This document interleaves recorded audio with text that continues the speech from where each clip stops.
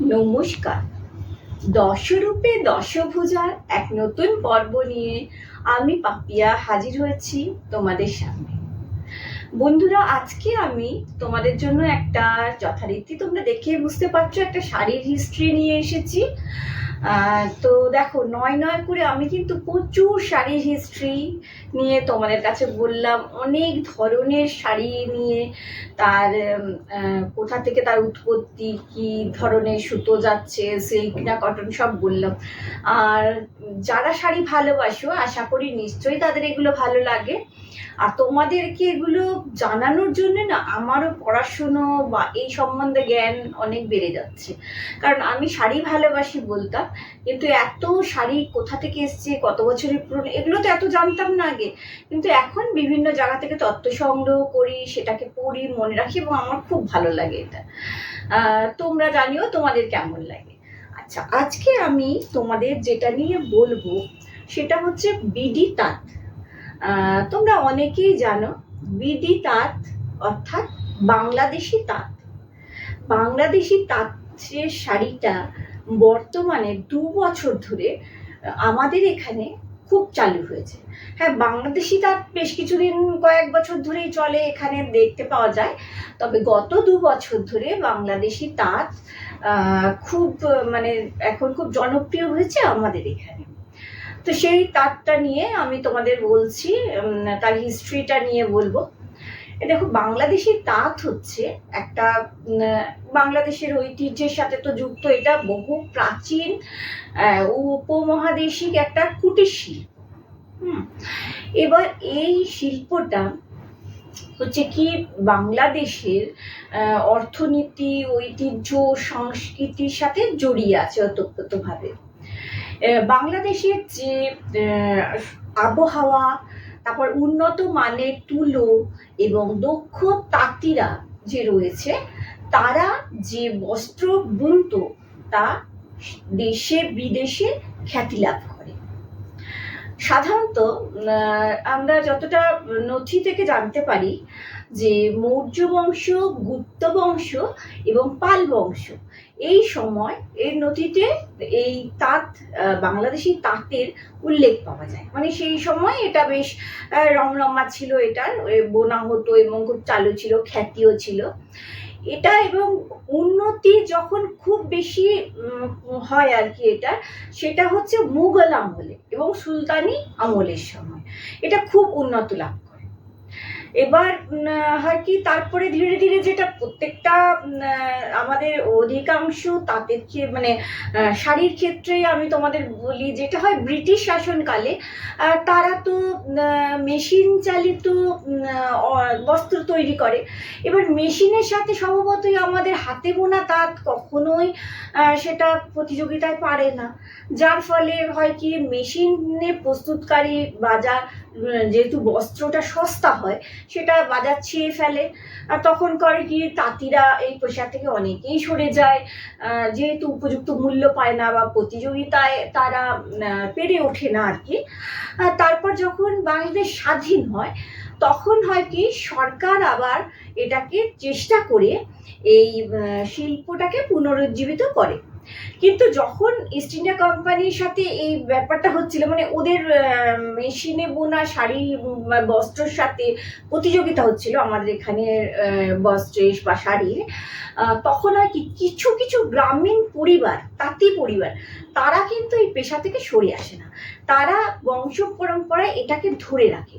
যার ফলে হয় কি, যখন দেশ স্বাধীন হয়, তখন সরকারের উদ্যোগে আবার বিভিন্ন তাঁতিদের মানে লোন দেওয়া হয়, বিভিন্ন ধরনের প্রশিক্ষণ দেওয়া হয়। তার ফলে এই শিল্পটা আবার উন্নতি লাভ করে।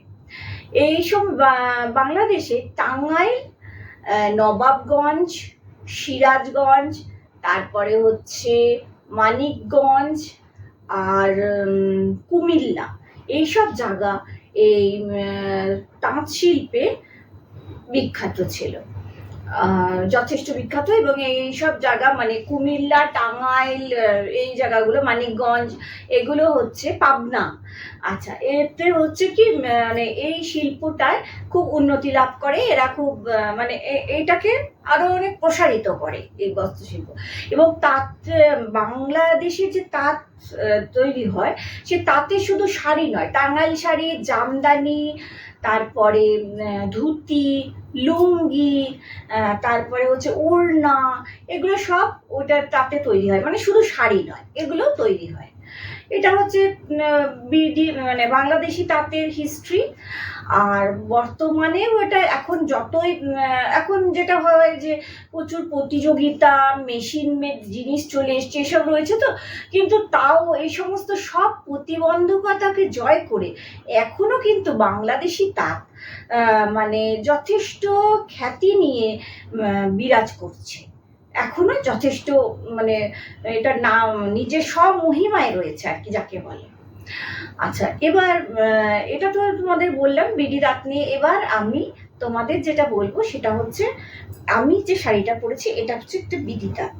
এবার দেখো, আমি একটা কথা বলি যে বিডি আমার নিজের পছন্দের মধ্যে না বিডি তাঁত অর্থাৎ বাংলাদেশি তাঁত, এবং আরেকটা হচ্ছে কাঞ্চিপুরম যে কটনটা, এই দুটো জিনিস না আমার রিসেন্ট খুব প্রিয় জিনিস হয়ে গেছে। মানে এই দুটো শাড়ি পরে এত আরাম। আমি কাঞ্চি কটন নিয়েও তোমাদের বলেছিলাম যে কাঞ্চি কটন মানে এত বড় সড়ো শাড়ি হয়, পাড়গুলো গর্জাস হয়, এবং ফাইন কোয়ালিটি সুত কটনটা হয়, যে কারণে পরেও খুব আরাম, সারাদিন পরও কোনো গরম লাগে না, কিছু না, খুব ভালো লাগে। আর বিডি তাঁতটাও আমার এটা ভালো লাগে। এতে দেখবে বিডি তাঁতে মানে বাংলাদেশি তাঁতে মার জিনিসটা একদমই থাকে না। হ্যাঁ, শাড়িটা সফট হয় আর বোনানোটা অনেক ঘন হয়, যে কারণে আমার বাংলাদেশি তাঁতটাও এখন বেশ ভালো লাগে। এই দুটো শাড়ি আমার এখন খুব পছন্দ হচ্ছে। তো তোমাদেরকে আজকে যেটা দেখাবো, এটা দেখো, আমি একটা বাংলাদেশি তাঁত পরে রয়েছি। এই শাড়িটা যদিও বেশ লাইট কালার, দেখো এটা হচ্ছে, তোমাদেরকে দেখাই এটা কি কালার। এটা অনেকটা হোয়াইট কালারের, হ্যাঁ, একটু গ্রিন গ্রিন ভাব রয়েছে এটার মধ্যে, মানে এই হোয়াইটটার ভেতরে, আর মাঝে এগুলো একটা সি গ্রিন দিয়ে ডুরে রয়েছে। হ্যাঁ, পুরো শাড়িটাতে ডুরে রয়েছে। আর পাড়টা দেখাই, বিডি তাঁতের পাড় খুব সুন্দর হয়। দেখো এইটা পুরো কটন, কিন্তু পাড়টা যেটা হয় না, এটার একটা, আমি জানি না এটা কী, এটা একটা সিল্ক ফিনিশ আসে পাড়টাতে। এবং এটা সি গ্রিন কালারের পাড়, আর এখানে পাড়টার সি গ্রিনের মধ্যে একটা হোয়াইট কালারের সুতো দিয়ে এরকম দেখো বোনানো গেছে, হ্যাঁ, জিওমেট্রিক টাইপের একটা ডিজাইন গেছে এদিকে।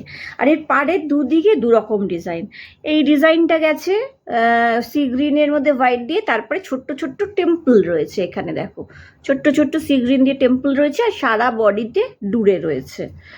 আর আর শাড়িটার মধ্যে ছোট ছোট বুটি রয়েছে, দেখো সাদা দিয়ে আর ইয়েলো দিয়ে, আর একটা হচ্ছে এই যে সি গ্রিন কালার দিয়ে ডুরে বুটি রয়েছে ছোট ছোট। আর তবে যেটা বলছি, এই শাড়ির একটা ফাইন কোয়ালিটির শাড়ি তো, পিওর কটন একদম, যে কারণে শাড়ি কুচকে কিন্তু যায়। দেখো তোমরা, পরে বসেছি এইটুকু সেই কুচকে গেছে শাড়ি। এই শাড়ি সফট হয় খুব, কিন্তু একটু কুচকে যায়, কিন্তু পরে ভীষণ আরাম। এই শাড়িটা দেখো, এবার এটার আঁচলটা দেখো, আঁচলটা হচ্ছে এখানটা ইয়েলো কালার দিয়ে একটা লাইট ইয়েলো, আর ওই ডুরেটা এরমভাবে গেছে, এটার ভেতরেও বুটি রয়েছে তিনটে কালারের, হোয়াইট, ইয়েলো আর সি গ্রিন বুটি রয়েছে। আর পাটটা এখানেটা দেখো, এই তোমাদের দেখাই, এই পাটটার সাথে এই পাটটার কালারটা একটু ডিফারেন্স দেখছো তো, একটু এখানটা গ্লেজটা বেশি আছে, তার কারণ হচ্ছে এখানে ইয়েলো সুতোটা গেছে সি গ্রিনের সাথে, সেই জন্য একটা মানে খুব সুন্দর বাই কালার আসছে এখানে। হ্যাঁ, যেমন আমরা বিষ্ণুপুরি সিল্কে দেখি ওই ধরনের একটা কালার আসছে এই শাড়িটা, এইরকমই এদিকের পাড়টা। আর একটা জিনিস দেখায়, এই পাড়ের না, এই শাড়িটার দুদিকের পাড়টা কিন্তু দুরকম, তোমাদের দেখাই। এই পাড়টা দেখো, এই পাড়টার নকশাটা কিন্তু আবার পুরো আলাদা, ওপরের যেটা, এই ওপরের পাড়টাতে এইটা হচ্ছে দেখো ওইখানে ফুল পাতার নকশা, এখানটাতেও দেখো, এই দেখো ফুল পাতার নকশা, অর্থাৎ নিচের পাড় আর ওপরের পাড় কিন্তু আলাদা। এখানেও টেম্পল আছে কিন্তু ওর নিচেরটার থেকে উপরেরটা সরু রয়েছে পাড়টা, আর ডিজাইনটাও আলাদা, ওটা ডিজাইন আলাদা, এটা ডিজাইন, এটাতে মোটিভগুলো ফুল পাতা বোঝা যাচ্ছে, ওটা একটু জিওমেট্রিক টাইপের। হ্যাঁ, শাড়িটা খুব সুন্দর। আর দেখো এই শাড়িটা তো তোমাদের বললাম, এই শাড়িটা তোমাদের কাদের বিদিতাত আছে আমি জানি না, তবে আমি বলবো যে পুজোতে একটা কিনে দেখো এই শাড়ি আর কাঞ্চি কটন, এই দুটো আমি তোমাদেরকে বলবো যে কিনে দেখো। সত্যি মানে আমাদের পুজোতে তো সুতির শাড়ি লাগে বা তাঁতের শাড়ি লাগে, ভীষণ আরাম। এই দুটো শাড়িতে আমি না এখন ফিদা হয়ে গেছি। মানে কটন শাড়ি আমি সহজে খুব একটা পছন্দ করতাম না, তার মার থাকে বলে, মেন কথা একটু খড়মড়ে শাড়ি আমি অতটা পছন্দ করি না, কিন্তু এই শাড়িগুলো ভীষণ সুন্দর, আমার খুব পছন্দ হয়েছে। আর আমি তোমাদেরও বলবো পরে দেখো, সত্যি ভালো। বয়স্কদের জন্যও এই শাড়ি খুব ভালো, কারণ এর মার একদম নেই, খুব নরম। আমাদের মা কাকিমারা কি করে, তারা এখন নরম শাড়ি খোঁজে। আমার শাশুড়ি মাও যেমন সবসময় বলে নরম শাড়ি, আমি এখন খসখসি শাড়ি পরতে পারি না, তো তাদের জন্য এই শাড়ি না ভীষণ ভালো। আর এই শাড়ি দেখতে এমন, এই শাড়ি বলো বা আমি সাউথে যেটা বললাম, এই শাড়িগুলো মানে কোনো অকেশনে পরো, সকালের দিকে বেশ ভালো লাগে দেখতে, আর সোবার লুক একটা।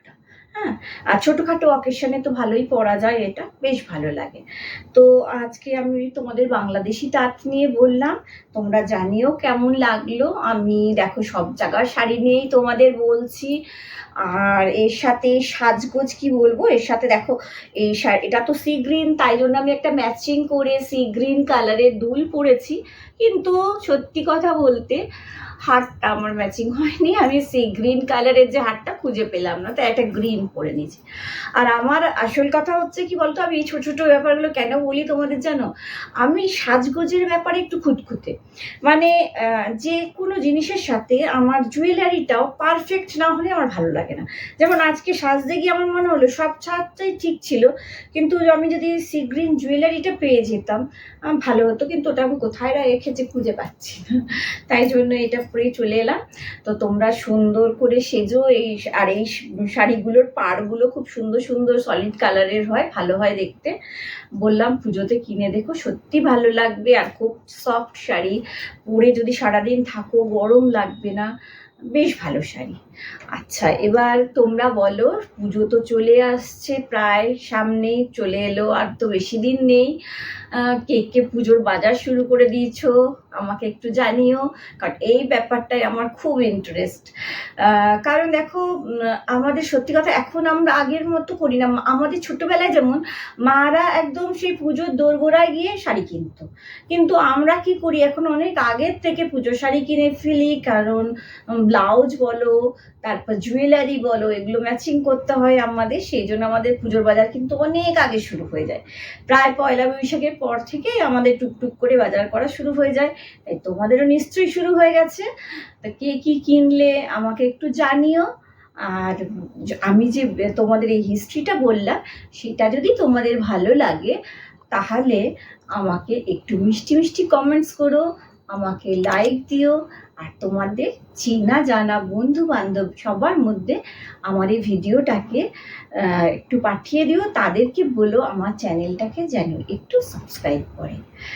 আর এইটাই আবদার করছি, কারণ আমার দিকে একটু বন্ধুত্বের হাতটা বাড়িয়ে দাও। আমি তো নতুন, যদিও এখনও আমার সত্যি কথা এই ইউটিউবের বহু পথ চলা আমার বাকি, তাই তোমাদের সাহায্য ছাড়া আমি এগোতে পারবো না। ভালো থেকো, সুস্থ থেকো, সাবধানে থেকো।